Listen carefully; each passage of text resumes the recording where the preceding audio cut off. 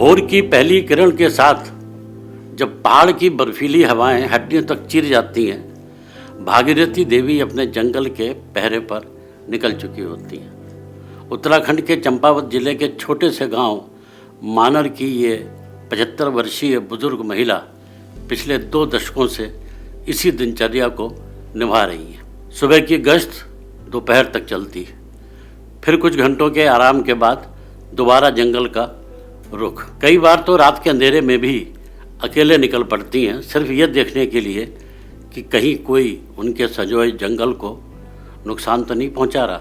आज उन्हें लोग वन अम्मा के नाम से जानते हैं, एक ऐसा नाम जो अपने आप में एक पर्यावरण आंदोलन बन चुका है। भागीरथी देवी का गांव मानर समुद्र तल से 6000 फीट की ऊंचाई पर बसा है।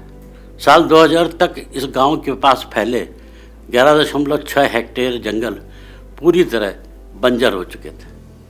अत्यधिक चराई और अवैध कटाई के कारण न केवल पेड़ पौधे खत्म हुए, बल्कि पानी, चारा और लकड़ी जैसी मूलभूत आवश्यकताएं भी दुर्लभ हो गई। इसका सबसे बड़ा बोझ गांव की महिलाओं पर पड़ा, जिन्हें रोजाना 7 से 8 किलोमीटर दूर जाकर ईंधन और चारा इकट्ठा करना होता था। इन्हीं मुश्किलों से तंग आकर भागीरथी देवी ने निर्णय लिया, अब जंगल को फिर से जीवित करना ही होगा। उन्होंने गांव की महिलाओं को संगठित किया और साल 2000 में एक वन पंचायत की नींव रखी। कोई भी इस जिम्मेदारी को उठाने को तैयार नहीं था, लेकिन भागीरथी देवी ने बिना पढ़े लिखे होने के बावजूद यह बीड़ा उठाया और सर्वसम्मति से वह सरपंच चुनी गई। पिछले वर्ष तक वे इस पद पर बनी रही।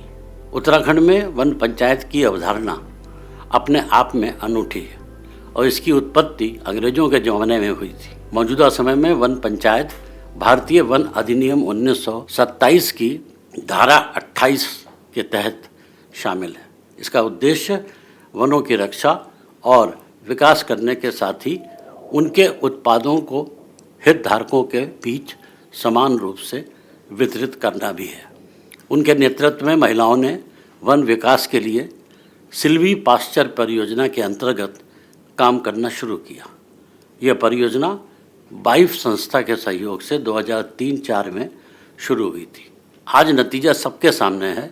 न केवल जंगल फिर से हरे भरे हो गए, बल्कि पानी की कई जलधाराएं भी फूट पड़ी हैं, जो जल जीवन मिशन के तहत गांव में पानी की आपूर्ति कर रही है। उधर उत्तराखंड के अलावा अपने प्राकृतिक सौंदर्य, ऐतिहासिक महत्व और प्राकृतिक संसाधनों के लिए जाना जाने वाला बिहार का जमुई जिला कुछ ऐसे ही अच्छे कामों के लिए सुर्खियों में बना रहा, क्योंकि यहाँ की ग्रामीण महिलाओं की सक्रिय भागीदारी से एक अनोखा प्रयास वर्ष 2002 से चल रहा है और आज यहाँ एक बार फिर हरा भरा जंगल देखने को मिल सकता है।